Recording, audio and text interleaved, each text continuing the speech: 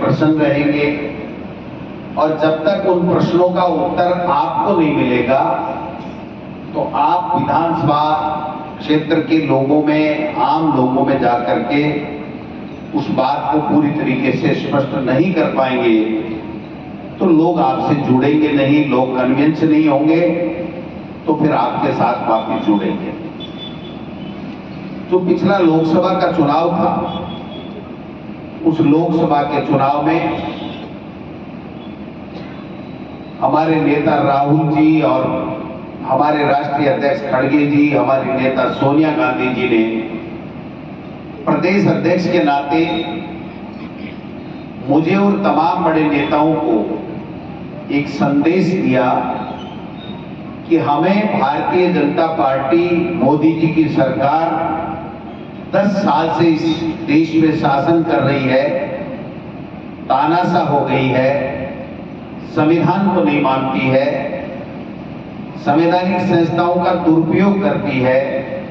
लोगों से वादे किए थे वो वादे पूरे नहीं कर रही है, आम व्यक्ति दुखी है, पीड़ित है, कोई काम भलाई का नहीं करके केवल पार्टियों को तोड़ना, सरकारों को गिराना, अपनी सरकारें बनाना, येन केन प्रकारेण डराना, धमकाना, नफरत फैलाना, धर्म के आधार के ऊपर लोगों को बांटना और जैसे तैसे सत्ता हासिल करना रह गया है और इसलिए देश के लोकतंत्र को खतरा है। और देश का लोकतंत्र नहीं बचेगा तो मैं समझता हूं कि संविधान भी नहीं बचेगा और संविधान नहीं बचेगा तो देश की एकता और अखंडता को खतरा होगा। इसलिए हमें ये प्रयास करना चाहिए कि हमें किस प्रकार से भारतीय जनता पार्टी को सत्ता से हटाने के लिए ज्यादा से ज्यादा वहां पर भारतीय जनता पार्टी के सांसद हारे और इंडिया गठबंधन या कोई भी जो भारतीय जनता पार्टी को हराए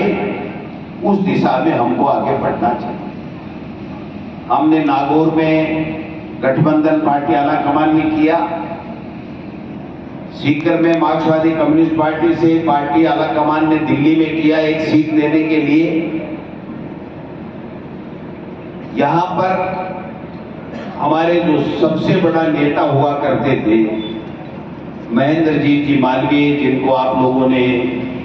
एमपी भी बनाया,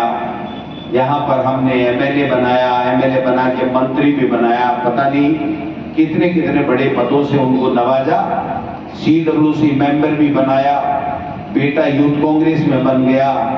पत्नी प्रधान और जिला प्रमुख बन गई और वो व्यक्ति अंतिम समय में गद्दारी करके, पार्टी छोड़ के, धोखा देके और भारतीय जनता पार्टी में चला गया, जिस भारतीय जनता पार्टी और आरएसएस को पूरे जीवन भर वो गालियां देता था और कांग्रेस पार्टी को अपनी मां बताता था। तो जो परिस्थितियां पैदा हुई उसमें ये हुआ कि भारतीय जनता पार्टी को और एनडीए को हराने के लिए हमें गठबंधन करना चाहिए